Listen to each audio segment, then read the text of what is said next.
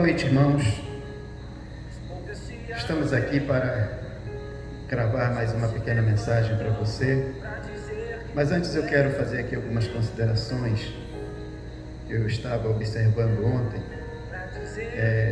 Aqui em Itapiranga, alguns irmãos, eles postam fotos de suas famílias após ter realizado o culto doméstico. E, irmãos, eu confesso que isto me alegra bastante,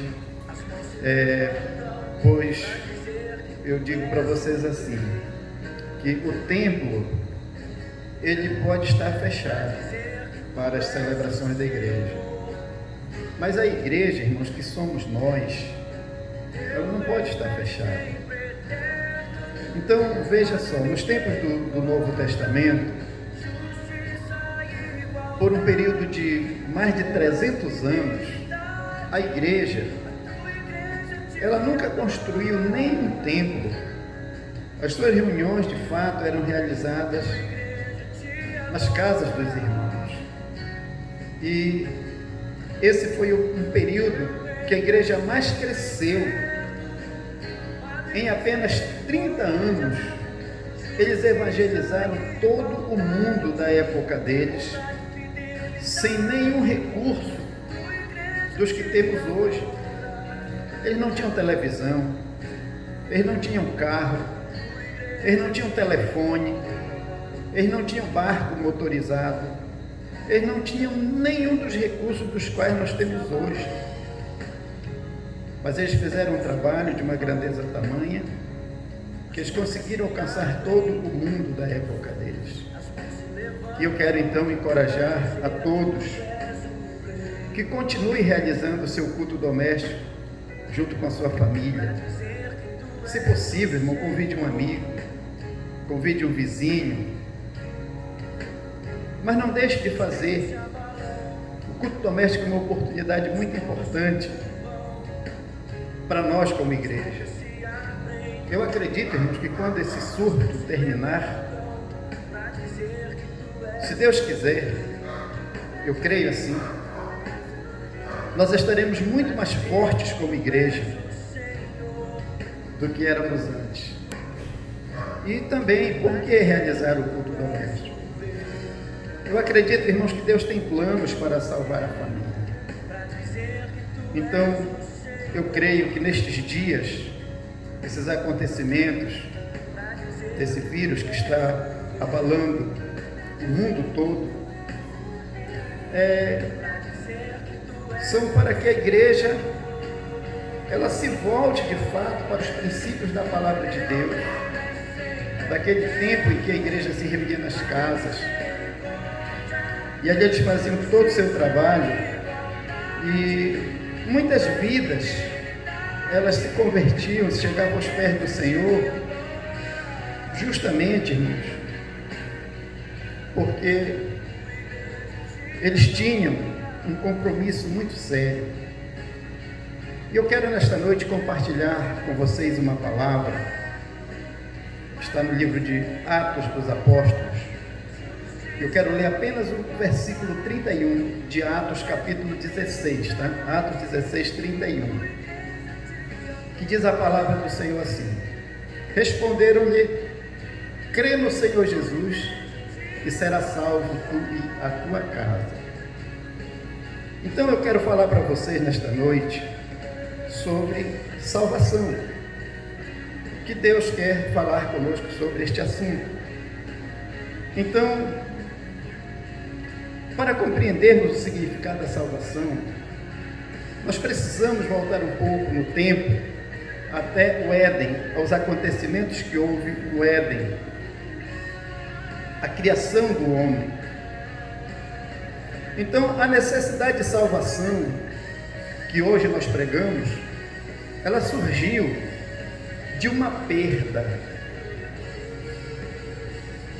tão grande.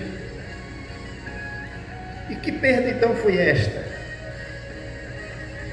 Irmãos, veja bem, tudo era perfeito e muito bom.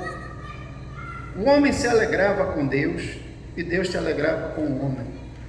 Havia relacionamento, comunhão entre o Criador e a sua criatura especial, que era o homem. O homem, porém, desobedeceu a uma ordem expressa de Deus, trazendo para si e para a natureza e para toda a raça humana consequências terríveis. Então, veja bem, o homem foi criado por Deus, irmãos, em perfeição. O homem foi a criatura mais perfeita de Deus. Deus criou o homem sem pecado.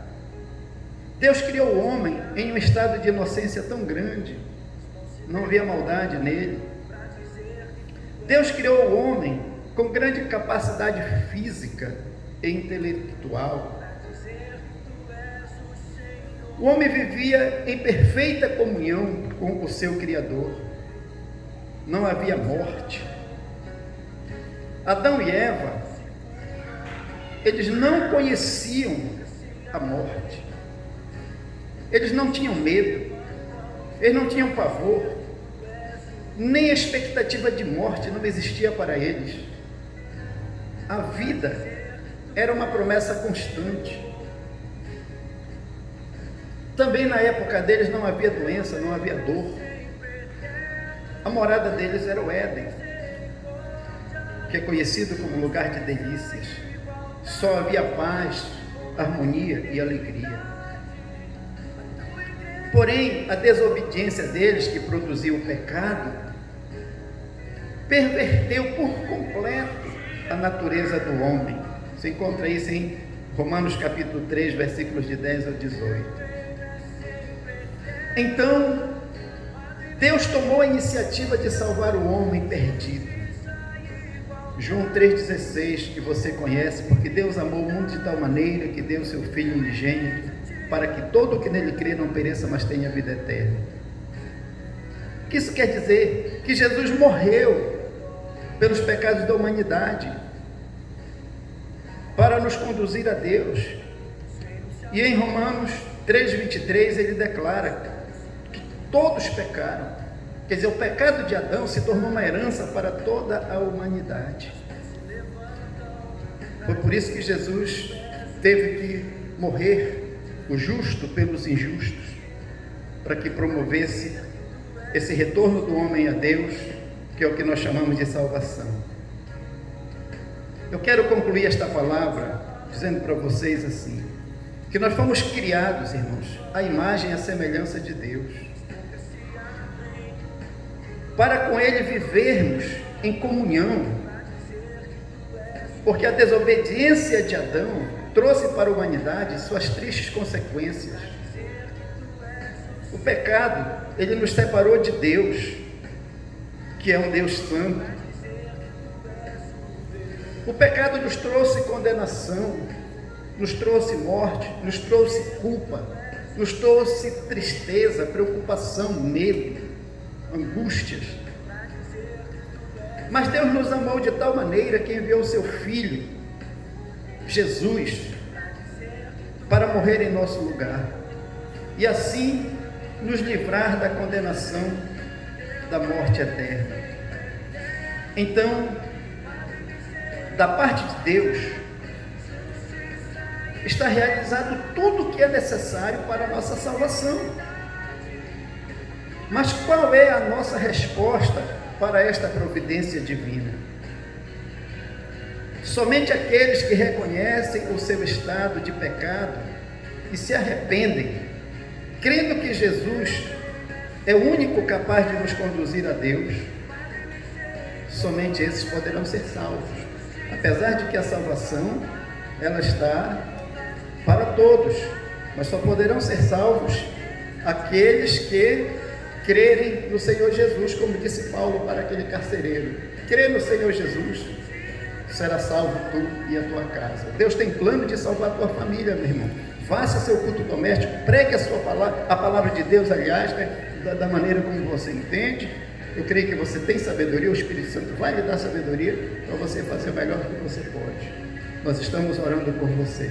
Eu quero lhe convidar para orar ao Senhor agora, nesse momento. Querido Deus, em nome do Senhor Jesus Cristo, eu quero te agradecer, Pai amado, por esse momento, por esta palavra, meu Deus, que nós compartilhamos nesse momento. Eu quero pedir ao Senhor que com a sua presença, o Senhor esteja em cada casa, em cada lar, em cada família, na vida de cada pessoa, trazendo conforto espiritual, trazendo equilíbrio espiritual, trazendo esperança, meu Deus amado. Eu te peço, Pai, toma de conta da tua igreja, Pai, toma de conta do teu povo, em nome do Senhor Jesus Cristo. Amém.